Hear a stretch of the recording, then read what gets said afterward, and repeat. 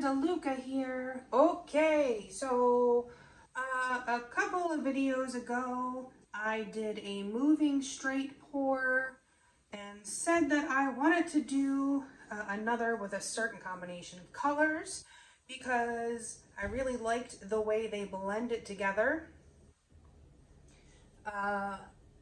Those colors are, for this base coat here, this purple, and you can see I've already covered my edges with it. I am using Liquitex Basics Dioxazine Purple with just a tiny bit of titanium white. Dioxazine Purple dries very, very dark, and I often use it in place of black. It doesn't dry quite black, but it dries about as dark as you can get without being black. And so I wanted it to be just a little bit lighter than that. I didn't want it to be such a deep purple. So you can see this is dry. This is what the color will be. The other paints I'm using are DecoArt Americana Decor Metallics in Copper, Amethyst, Berry, and then the matte metallics in Americana Decor also in Gold. These paints have been mixed 1 part paint to 2 parts Floetrol. That mixture is then thinned with my concoction of 90% water and 10% Floetrol. I don't like to use straight water because I find that it's a lot easier to over thin it and break up those polymer bonds, and it is less likely to happen when I add some Floetrol to the water. So that's just how I do it now. The consistency that we're working with today is about a 2 on my consistency scale. Because I'm using metallics, it makes a bit of a mound, but it disappears pretty quickly. You don't want it to go too thin unless you want it to break apart and just make a sheen over the painting. I have used that technique when I'm doing, I'll do a cloud pour to actually make clouds in a landscape, and I'll often use silver in that and mix it extra thin so it just kind of forms this sheen, which kind of looks like a haze in the distance. It's pretty nifty. But for this, we will go with a 2 on the consistency scale. Okay, it is time to lay down our base coat. Before we get started, have you seen the Fluid Art inspiration cards? If you have, you can fast forward about a minute, and if you have not, what we have are 52 cards. There are 42 technique cards. Each card has an associated video here on YouTube, each technique card, the picture of the finished piece, a box that has a tip for that particular technique, and a color palette. And then these 2 boxes can be used as the basis of a 2-color palette. You can add more colors to that or just use those 2 together. There are 8 bonus color palette cards. Each one has 5 color palettes.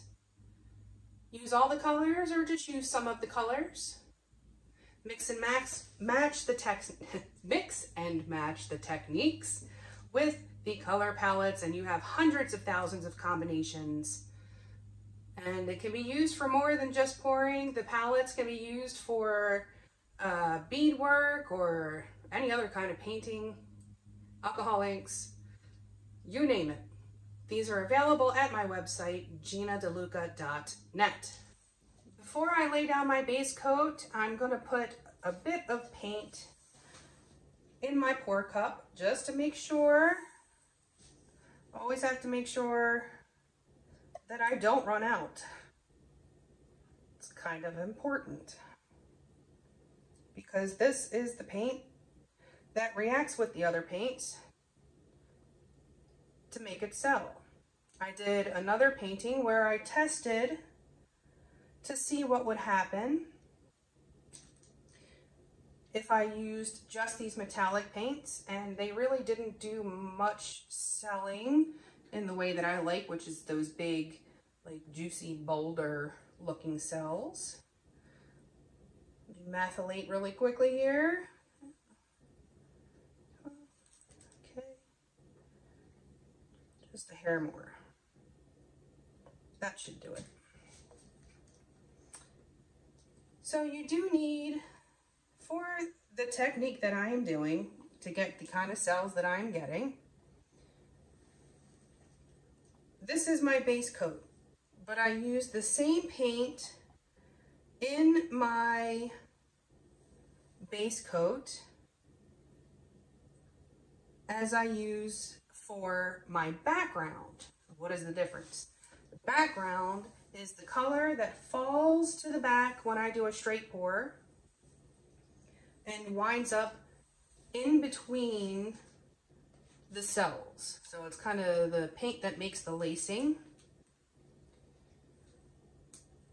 I find the best results I get are when I use an opaque paint for the background, and if it's glossier. So the reaction between the matte paints, which these metallic paints dry very matte, and I will show you some paintings at the end that demonstrate that. The matte paints react with the glossier paint and create those gorgeous cells without needing silicone. Okay, my base coat is down, and now I'm going to put some paint in a cup, and I will probably come back and give that another swipe right before I pour, because these big canvases seem to set up quickly, the base coats. More surface area, more absorbent, who knows? Okay, I'm gonna pour this purple from up high. I want it to blend with that other purple.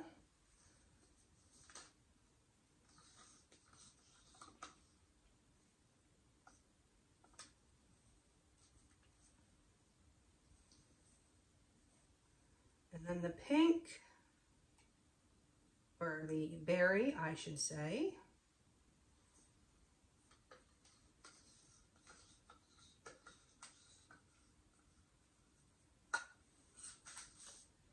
The copper.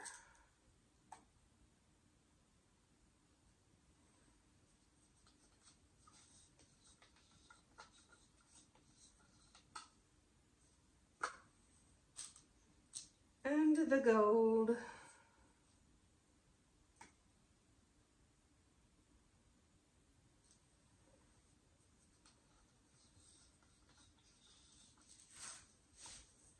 Okay, just a quick refresher swipe.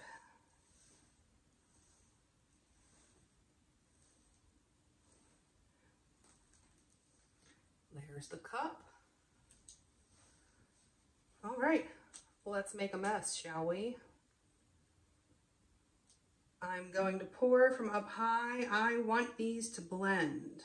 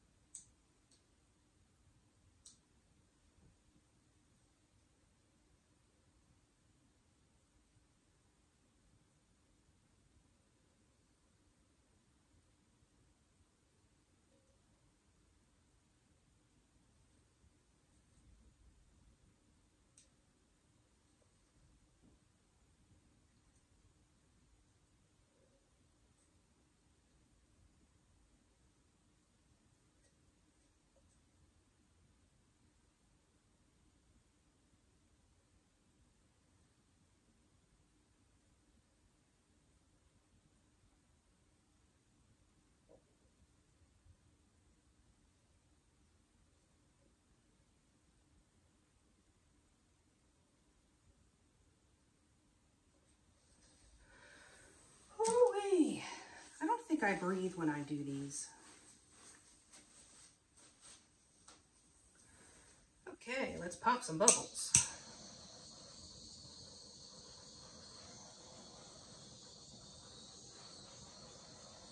This technique does create a lot of bubbles.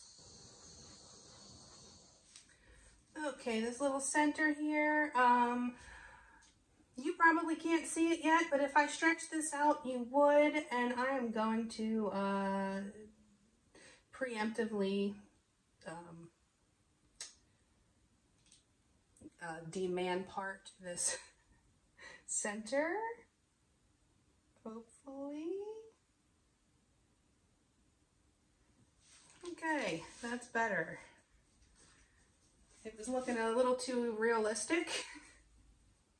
The last thing I needed to do was stretch that out and magnify it.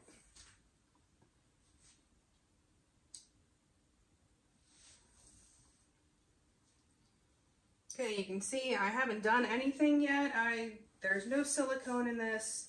This is just a reaction between that background paint and the matte paints.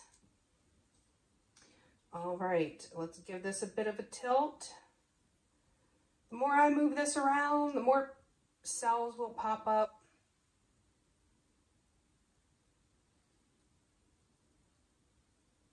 I haven't decided yet exactly what my composition is going to be, so I'm just going to give this a generic stretch.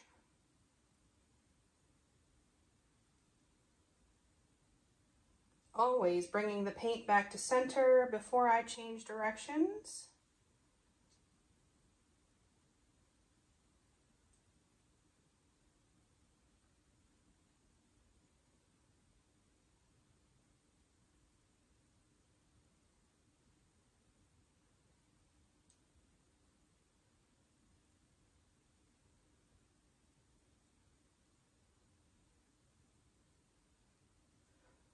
All right, I think I'm going to come to this corner first.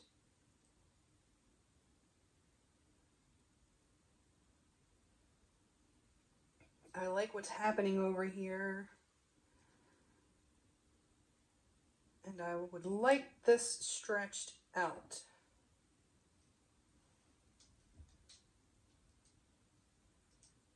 Because I think that's going to make some really pretty 3D cells. And I think I will actually hit the opposing corner next.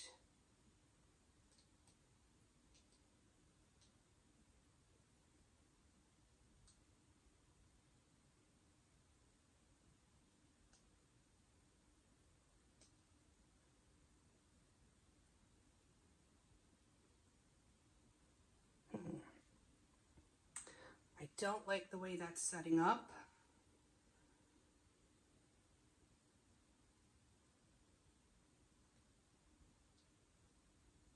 I think I'm going to go with this corner and then come back to that.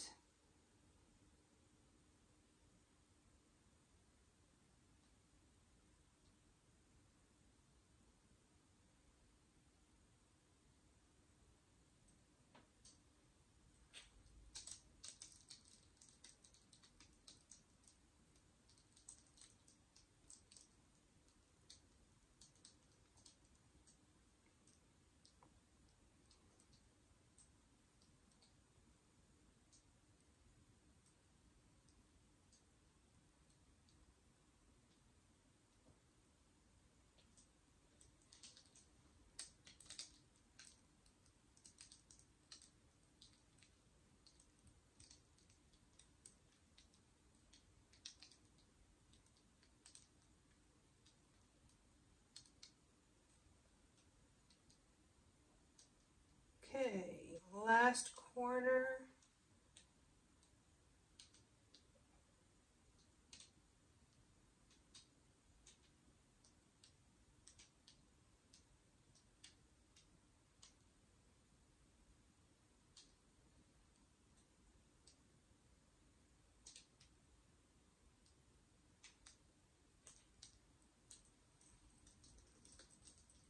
Okay, now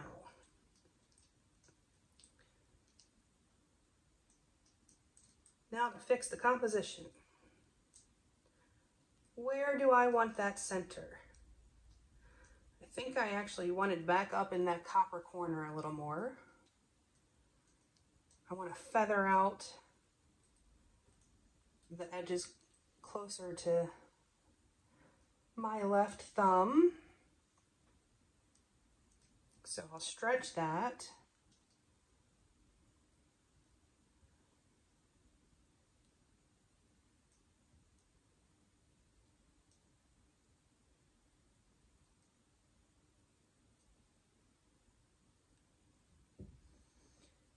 Okay, and then what should happen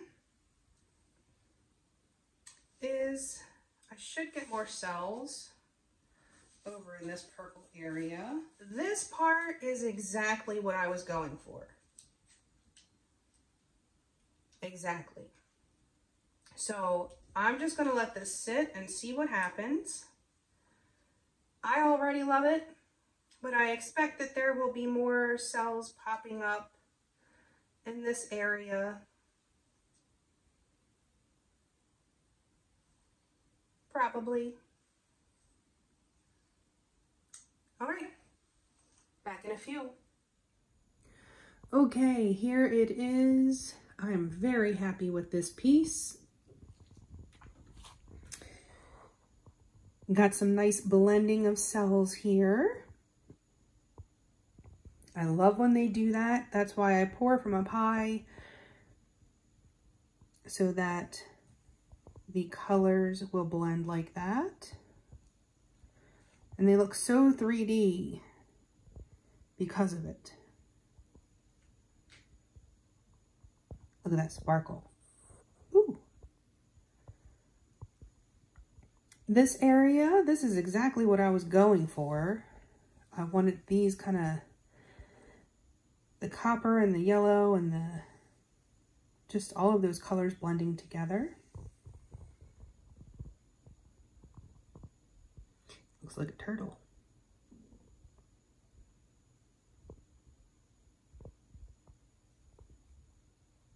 I'm really, really happy with this one. Also glad that I fixed the area that would have been really, really obvious right there. That's what I meant when I said, you know, it's going to stretch and get more obvious. So I had to fix that.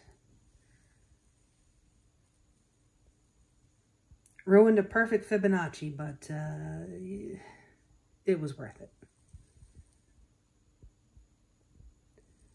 Loving all of this. So pretty. And it's actually a bit softer in person. The colors are, there's a little bit more contrast going on. But like these edges are just a little softer looking in person. Probably just the way the light catches it.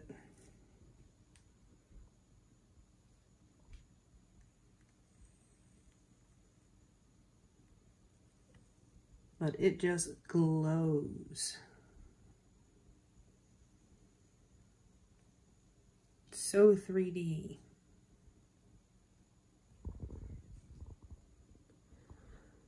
Let me show you the last two paintings that I did. I forgot to show one of them, but I just wanted to show you the dried pieces. So this one is the piece from the Do's and Don'ts Challenge with Chris Jezek,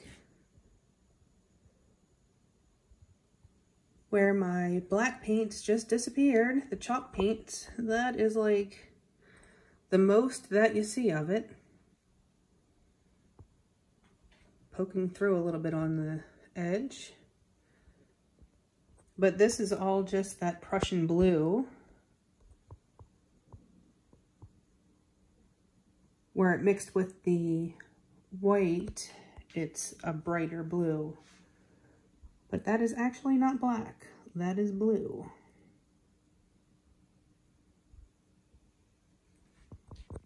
So that's how that turned out, and that kind of looked like a tree to me. So I thought, let's try to actually make it look like a tree. And then I did this one. Oh, I'm in the shadow. Gotta get out there. So this is how this one turned out. Dried perfectly.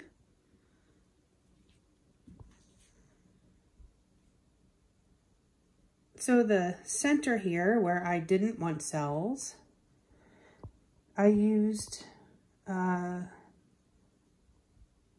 just regular paint.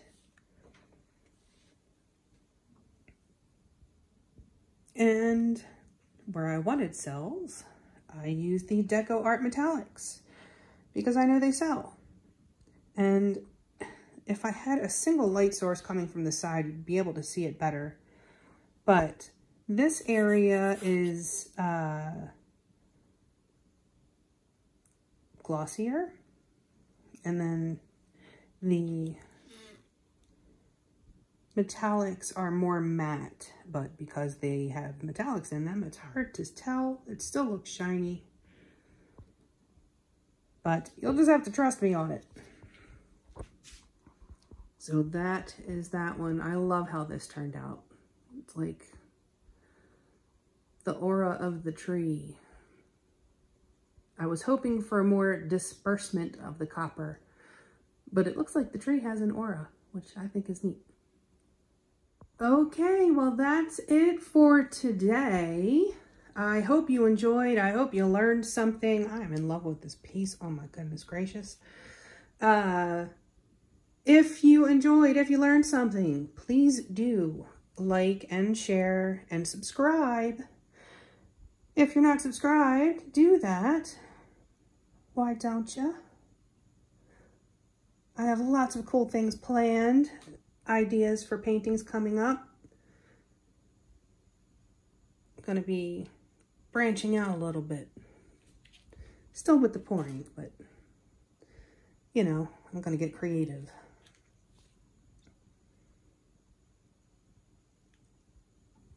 Also in the description box, you will find links to my Amazon store. Anything that you purchase off the entire site of Amazon, if you enter through that link, I make a commission of at no additional cost to you. Very easy way to give back and keep me stocked up in experiment supplies without costing you anything. Also in the description box, this is so 3D here. Oh, that is so cool. Also in the description box, you will find my website, GinaDeLuca.net, where you can find my art and music and the fluid art inspiration cards. It's very wispy on the edges there. I wish this was picking it up properly. And also in the description box, last but certainly not least, our Facebook group, Go Make Some Art. Join us there, post your masterpieces, ask some questions, get some inspiration. Yeah, join us there, won't you? All right, y'all. That is it for today. I hope y'all have a beautiful day. Now, go make some art.